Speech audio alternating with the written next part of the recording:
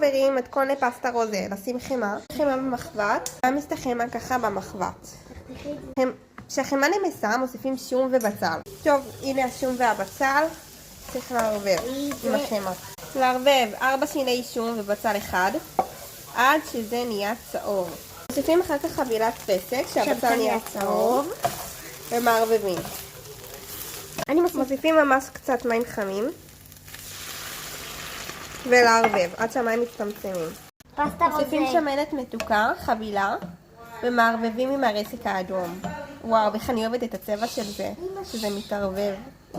מוסיפים פסטה, איזה שאוהבים. מוסיפים את הפסטה ומשאירים לפי הזמן שכתבו בחבילה. מוסיפים גם קצת פלפל שחור. גם נוסיף אגוז מוסקת כי אנחנו אוהבים.